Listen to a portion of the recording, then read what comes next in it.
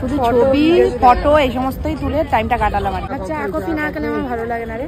Sweet corn নেবো, এখন এখানে টোকেন করতে হবে। যাওয়ার পথে একটা মেলা বললো।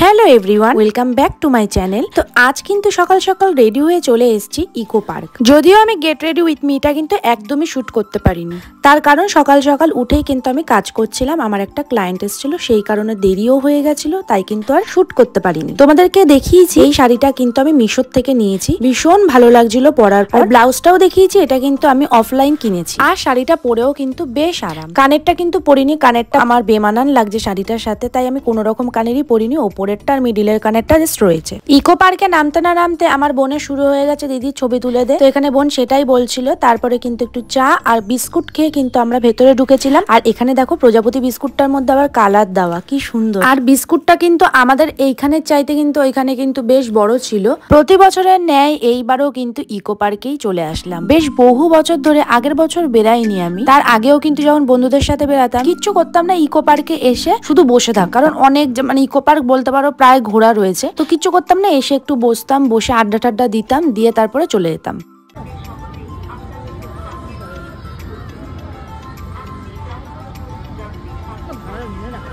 এখানে সব থেকে আমার প্রিয় জায়গা হচ্ছে এইটা, সব দিয়ে প্রিয়। সামনে মডেল চলে এসছে, বাহ।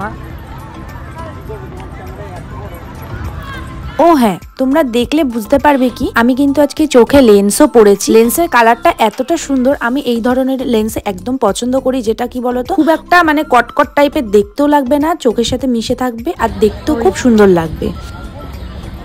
এই চলে এসেছি আমরা আইফেল টাওয়ারের সামনে।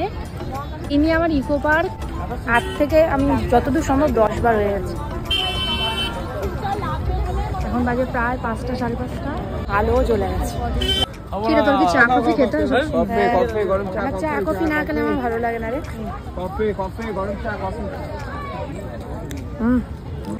এখন সন্ধ্যা হয়ে গেছে, একটু পরেই আমরা বেরিয়ে যাবো। মোটামুটি কোনো ঘোরাঘুরি তো করলামই না, শুধু ছবি ফটো এই সমস্তই তুলে টাইমটা কাটালাম আর কি। পেয়েছি এখানে আমি আমাদের সুইট কর্ন, ওই যে ওইখানে আছে। সুইট কর্ন নেবো, সুইট কর্ন নেবো। এখন এখানে টোকেন করতে হবে, তারপরে কর্নটা পাবো।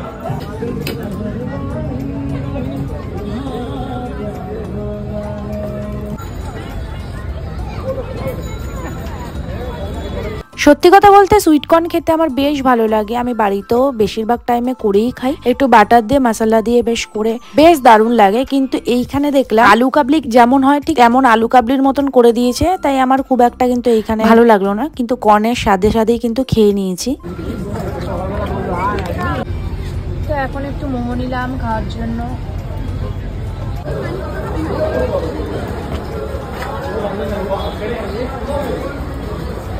এখন আমরা এসেছি মেলাতে। যাওয়ার পথে একটা মেলা বললো, তাই সেই মেলাতেই এখন আমরা যাচ্ছি। এই যে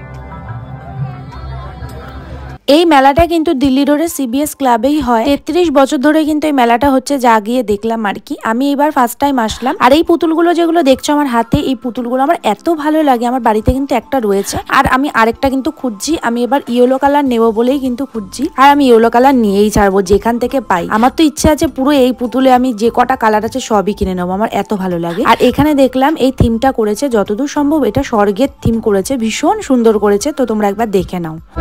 সব বাচ্চাদের আঁকাগুলো ঝোলানো রয়েছে, আর এই হচ্ছে আমাদের মণ্ডপটা।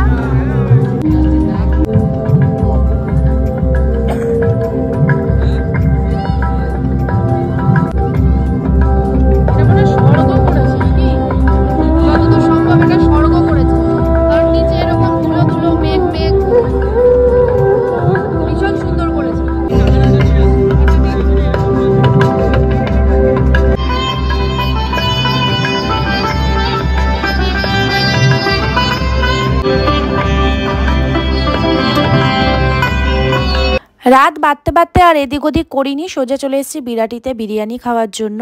এইখানে বিরিয়ানি খেয়ে কিন্তু বাড়িতে চলে গেছি। তো এই পুরো সরস্বতীর ব্লগটা তোমাদের কেমন লাগলো অবশ্যই জানিও। ভালো লাগলে কিন্তু লাইক কমেন্ট শেয়ার করতে একদম ভুলো না। টাটা।